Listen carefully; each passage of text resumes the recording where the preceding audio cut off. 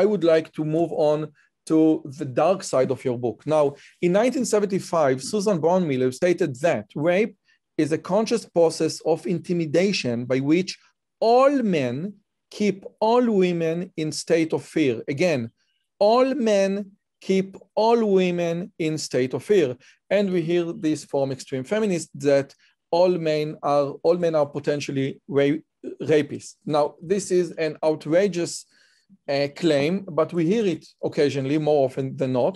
Now, and my question to you is, which men, under which circumstances, engage in which form of sexual violence? Yeah, so that's a good question. And so just on Susan Brown Miller, I think she was important in highlighting the importance of rape in warfare, because rape is a very common occurrence in warfare. However, the notion that all men are rapists or would be rapists under the right circumstances, I think is fundamentally wrong.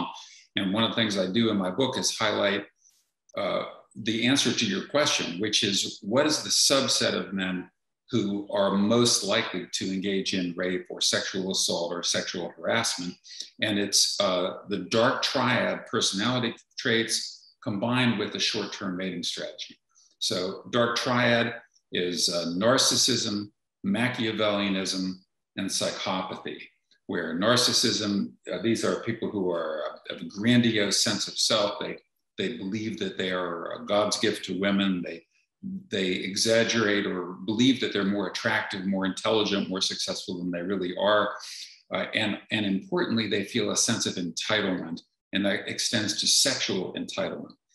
Machiavellianism is basically, as I'm sure all your listeners know, is coined from the Italian advisor to a prince his name is Machiavelli.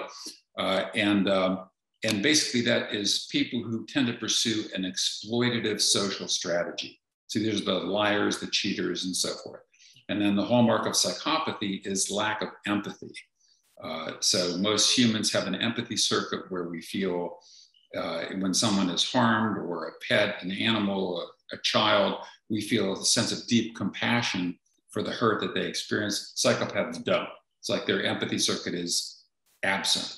And so you take this dark triad traits, narcissism, Machiavellianism, and psychopathy, and you combine it with a dispositional pursuit of a short-term mating strategy. This is which circumstances, because you just answer which men, like the dark triad. Right. Now you're going to answer which circumstances, like in the pursuit of short-term relationship. Yes.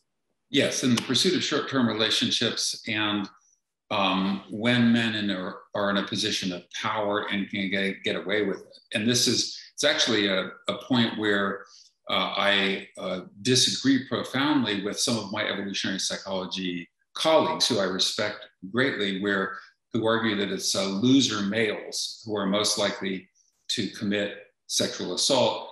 And I argue the evidence is actually the opposite. It's men who are in a position to get away with it, who are most likely to commit sexual assault. And so the newspaper cases, the prominent cases, the Harvey Weinstein, Bill Cosby, Jeffrey Epstein, I'm sure these have made news in Israel as well, I assume. By the way, we have our own Jeffrey Epstein. Is that right? Who is that?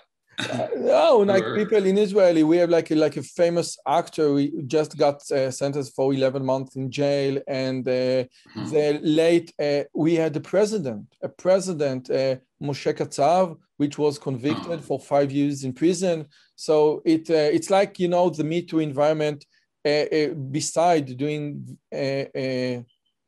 also did many good things in clearing all the bad atmosphere and say, listen, you cannot treat women like you used to treat women. And we actually in Israel of the 60s, 70s, and 80s, and I think it was the same in the US, we didn't treat women as we should, or society, it's not me, I wasn't born then, but society didn't treat women as it should.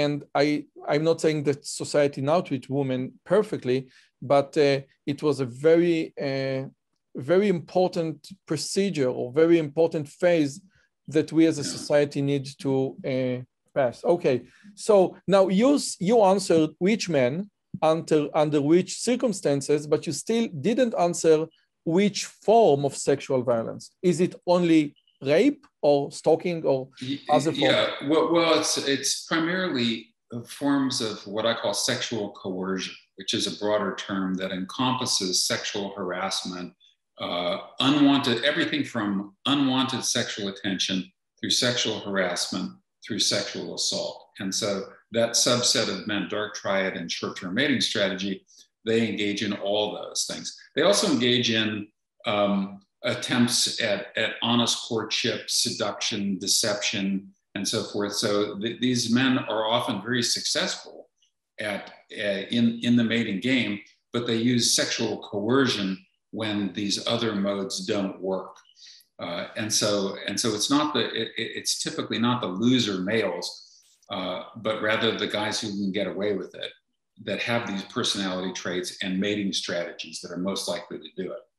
Wow, that was great. I would love to see you join our great channels community. Come, check it out.